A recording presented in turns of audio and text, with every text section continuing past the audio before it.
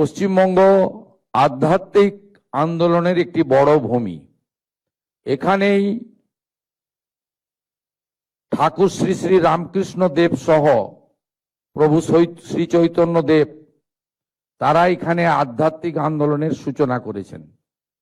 এই ভূমিতে স্বামী প্রণবানন্দ থেকে স্বামী বিবেকানন্দ, জগৎজননী মা শারদামণি থেকে রানী রাসমণি, এদের এই পুণ্যভূমি, এই ভূমিতে আমাদের ঐতিহ্য, সংস্কৃতি এবং আধ্যাত্মিকতার মেলবন্ধনের একটি অন্য বড় উৎসব হলো রথযাত্রা।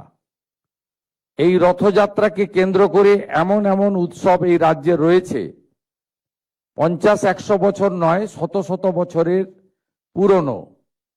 মহিষাদলের রথযাত্রা বলুন, মাহেশের রথযাত্রা বলুন, এমন অনেক রথযাত্রা রয়েছে। কোচবিহার থেকে কাকদ্বীপ, দার্জিলিং থেকে দীঘা, যারা আমাদের ঐতিহ্য, পরম্পরা, আধ্যাত্মিকতা এবং আনন্দের মিলন ক্ষেত্রের রূপ নেয়।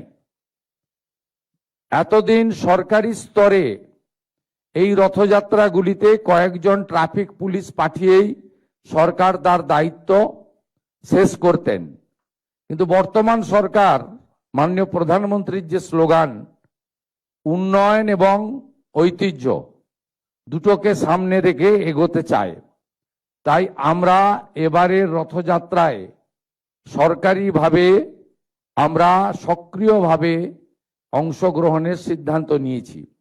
মুখ্যমন্ত্রীর সাথে সাথে আমার হাতে তথ্য সংস্কৃতি দপ্তর রয়েছে। এই দপ্তরের মাধ্যমে আমরা পশ্চিমবঙ্গের 75টি ঐতিহ্যবাহী রথযাত্রার যে মেলা হয়, মিলন উৎসব হয়, সেখানে আমরা সেবা কেন্দ্র স্থাপন করার সিদ্ধান্ত নিয়েছি। তথ্য সংস্কৃতি দপ্তরের পরিচালনায় এই সেবা কেন্দ্রগুলিতে পুণ্যার্থী এবং যে সমস্ত দর্শকরা আসবেন, ভক্তমণ্ডলীকে ন্যূনতম পরিষেবা প্রদান করা হবে রাজ্যের 75টি জায়গায়।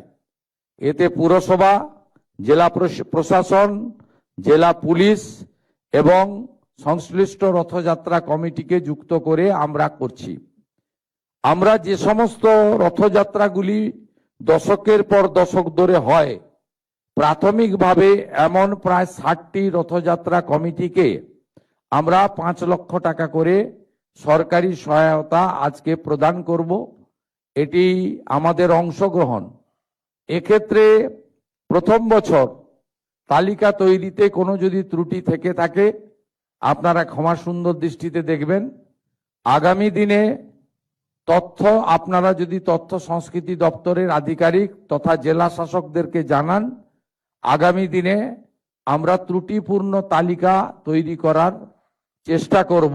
কিন্তু এটি একটি শুরু, এটা অনেক দূর যাবে।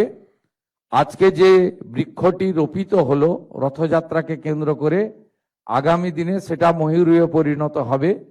এটাকে একটি ঐতিহ্য এবং উৎসবে আমরা পরিণত করার চেষ্টা করব ধীরে ধীরে।